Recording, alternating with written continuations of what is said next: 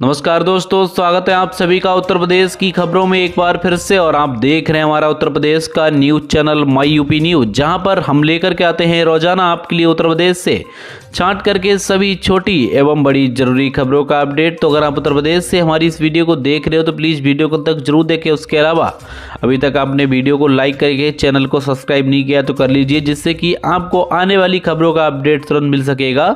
उसके अलावा अगर आप चाहते हो हम आपके जिले की भी खबरों को बताएं तो इस वीडियो के नीचे अपने जिले का नाम कमेंट जरूर कर दें। चलिए इसी के साथ शुरुआत कर देते हैं आज की अपनी पहली खबर से।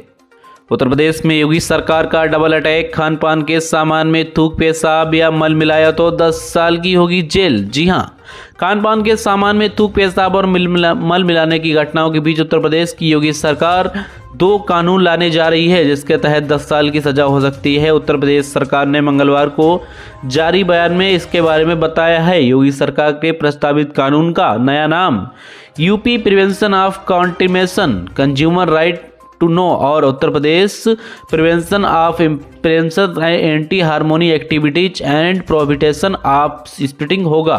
सरकारी सूत्रों के मुताबिक इन विधेयकों में 10 साल की सजा के साथ ही दुकान का लाइसेंस कैंसिल और भारी जुर्माना लगाने का प्रावधान है। तो दोस्तों, काफ़ी बड़ा अपडेट है। अब यहाँ पर 10 साल तक की सजा हो सकती है खाने पीने वाली चीज़ों में मिलावट करने को लेकर। चलिए देखते हैं अब अगली खबर। इजराइल सरकार और कुशल कारीगरों को लेने के इच्छुक योगी से मिले राजदूत। उत्तर प्रदेश के मुख्यमंत्री योगी आदित्यनाथ ने मंगलवार को उनके सरकारी आवास पर इजराइल के राजदूत रूबेन औजार ने शिष्टाचार भेंट की। इस अवसर पर इजराइल और भारत के विशेष रूप से उत्तर प्रदेश के मध्य संबंधों और प्रगाढ़ करने के बारे में विचार विमर्श किया गया। बैठक में इजराइल में उत्तर प्रदेश के स्किल्ड मैन पावर की उपलब्धता बढ़ाने के संबंध में चर्चा की गई। इजराइल में उत्तर प्रदेश से 5000 से अधिक लोग स्किल्ड मैन पावर के रूप में गए हैं। इनका प्रदर्शन उत्कृष्ट रहा है। इजराइल की सरकार अन्य लोगों को भी वहां कार्य करने के लिए इच्छुक है और उनको लेने के इच्छुक हैं। तो दोस्तों, काफ़ी बड़ा अपडेट है यहाँ पर। अब उत्तर प्रदेश सरकार से इजराइल में और भी मजदूर काम करने के लिए जाएंगे। चलिए देखते हैं अब अगली खबर। उत्तर प्रदेश उपचुनाव की तारीखों का ऐलान। 13 को वोटिंग, भाजपा ने बनाया 2 करोड़ सदस्यता का रिकॉर्ड। जी हां, आपको बता दें उत्तर प्रदेश में 2027 में होने वाले विधानसभा चुनाव का सेमीफाइनल कहे जा रहे उपचुनाव का सेट तैयार हो गया है। सभी सीटों पर एक साथ 13 नवंबर को वोटिंग होगी और 23 नवंबर को मतगणना के साथ नतीजे घोषित हो जाएंगे। चुनाव आयोग ने मंगलवार को उत्तर प्रदेश की 10 विधानसभा सीटों में से 9 विधानसभा सीटों पर उपचुनाव का ऐलान कर दिया है। अयोध्या की मिल्कीपुर सीट पर फिलहाल उपचुनाव नहीं होगा। इसके पीछे कुछ त्योहारों और मेलों का कारण बताया गया। जिन सीटों पर वोटिंग होगी उनमें से मैनपुरी की करहल, अलीगढ़ की खैर, बिजनौर की मीरापुर, प्रयागराज की फूलपुर, गाजियाबाद की गाजियाबाद, मिर्जापुर की मजमा, अम्बेडकर की कटहरी, संभल की कुंदर की और कानपुर की सीसा मऊ सीट शामिल है। तो ये काफ़ी बड़ा अपडेट है उपचुनाव को लेकर। चलिए देखते हैं अब अगली खबर। उत्तर प्रदेश विधानसभा उपचुनाव किस सीट पर कैसा है समीकरण, जानिए कौन कहां जाति का है निर्णायक। उत्तर प्रदेश में विधानसभा की खाली 9 सीटों के लिए उपचुनाव का ऐलान मंगलवार को हो गया है। हालांकि उत्तर प्रदेश में 10 सीटें रिक्त हैं, लेकिन अयोध्या की मिल्कीपुर सीट पर कोर्ट का मामला लंबित होने के कारण चुनाव की घोषणा नहीं हुई है। फिलहाल मैनपुरी की करहल यहाँ पर जो है सीट पर 18 अक्टूबर से नामांकन की शुरुआत होगी और 25 तक नामांकन दाखिल किया जा सकेगा। 28 को नामांकन की जांच और 30 तक नामांकन की वापसी हो सकी। वहीं 13 नवंबर को वोटिंग और 23 नवंबर को गिनती होगी। तो दोस्तों, फिलहाल आपको पूरी तरह से बता दें, यहाँ पर चुनाव की तारीखों के ऐलान के बाद उनकी पूरी तरह से हमने आपको तारीखें भी बता दी हैं। चलिए देखते हैं अब अगली खबर। भाजपा ने उत्तर प्रदेश में बनाया 2 करोड़ सदस्य का रिकॉर्ड, प्रदेश अध्यक्ष ने कार्यकर्ताओं को दी बधाई। बता दें, भारतीय जनता पार्टी ने उत्तर प्रदेश में सदस्य का नया रिकॉर्ड बनाया है। पार्टी ने प्रदेश में 2 करोड़ सदस्य का संख्या का आंकड़ा पार कर लिया है। अब तक की सर्वाधिक सदस्यता है। इसी के साथ पार्टी ने प्रदेश के लिए तय किया गया 2 करोड़ सदस्य का लक्ष्य भी हासिल किया है। मंगलवार को प्रदेश के भाजपा आधिकारिक एक्स हैंडल से इसे साझा किया गया। इस उपलब्धि को हासिल करने पर प्रदेश भाजपा अध्यक्ष भूपेंद्र चौधरी और प्रदेश महामंत्री संगठन धर्मपाल सिंह ने सभी पार्टी कार्यकर्ताओं को बधाई दी है। तो दोस्तों, यहाँ पर भाजपा ने 2 करोड़ सदस्य का रिकॉर्ड पार कर दिया है। आपको क्या लगता है इसको लेकर? चलिए देखते हैं अब अगली खबर। दिवाली को लेकर काशी के विद्वानों ने खत्म किया भ्रम, पूरे देश में इस दिन मनाया जाएगा त्यौहार। पर्व के त्योहारों को लेकर पिछले कुछ वर्षों से आ रहे मतभेद पर काशी के पांचाग और ज्योतिषी के विद्वान एक मंच पर आए हैं।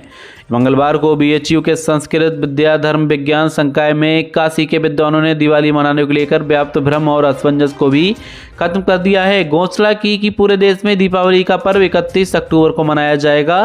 कहा कि भ्रम की स्थिति में धर्मास्त्र के ग्रंथों पर पूर्वापर संबंध स्थापित कर अध्ययन न करने से बनी है। तिथि निर्णय के पीछे उन्होंने धर्मास्त्रों के अनुसार तर्क भी दिए हैं। तो दोस्तों यहाँ पर सीधे तौर पर बता दें कि 31 अक्टूबर को दीपावली का त्यौहार मनाया जाएगा। चलिए देखते हैं अब अगली खबर।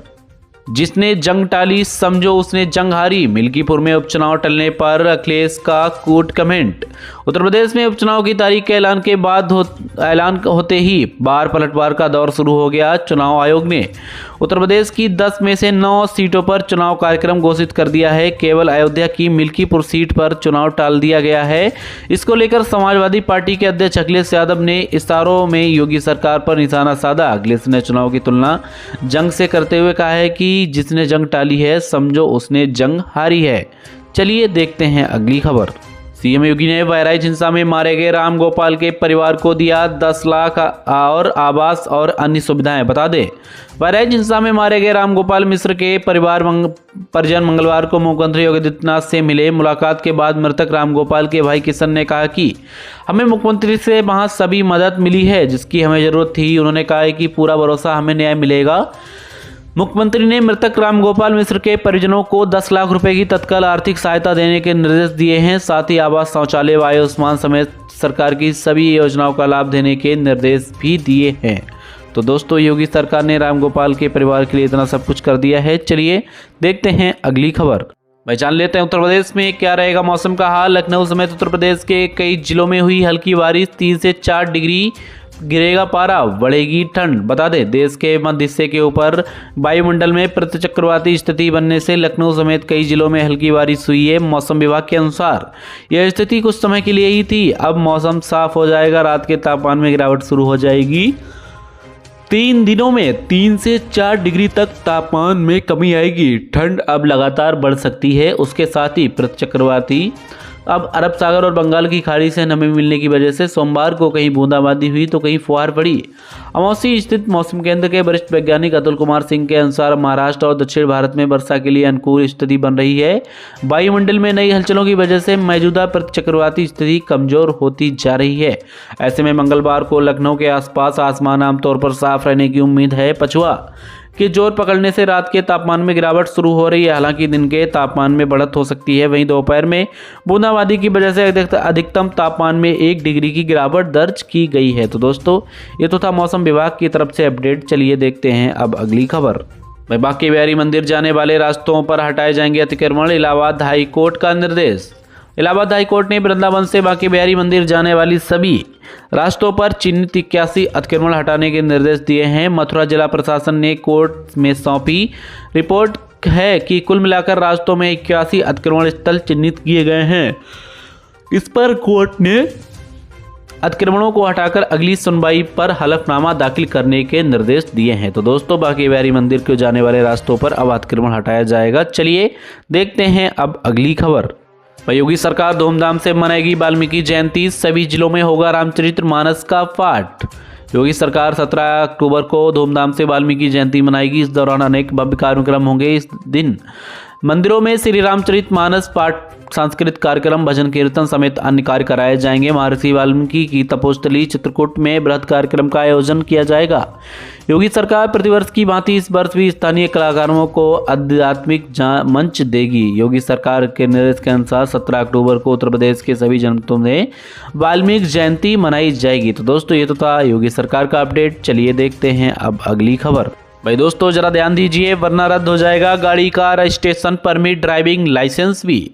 बता दें, ट्रैफिक नियम तोड़ने की आदि वाहन चालक जरा ध्यान दें। ये आदत बनी रही तो तत्काल सुधार लें, वरना होगा ये किसी दिन कि आपका गाड़ी का रजिस्ट्रेशन और परमिट नष्ट हो जाएगा। ड्राइविंग लाइसेंस डीएल निरस्त कराने के साथ ही ट्रैफिक पुलिस ने गोरखपुर शहर में लगातार नियम तोड़ रहे वाहनों की तलाश की तो उनकी संख्या 21 सामने आई है। सभी वाहन 12 या उससे अधिक बार ट्रैफिक नियम तोड़ते हुए शहर में फर्राटा भरते हुए पाए गए हैं।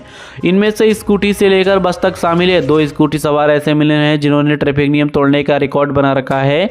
एक का 89, दूसरे का अब तक 80 बार चालान किया जा चुका है। ट्रैफिक विभाग की तरफ से अब इन वाहनों और उनके स्वामी चालकों का रजिस्ट्रेशन और डीएल निरस्त कराने के लिए आरटीओ को पत्र लिखा गया है। तो दोस्तों, अगर आप भी ऐसे किसी तरह से अपने वाहनों को चालान कराते हैं तो मत करवाइए, नहीं तो आपका भी रजिस्ट्रेशन और ड्राइविंग लाइसेंस निरस्त कराया जा सकता है। चलिए दोस्तों, आज की खबरों में इतना ही।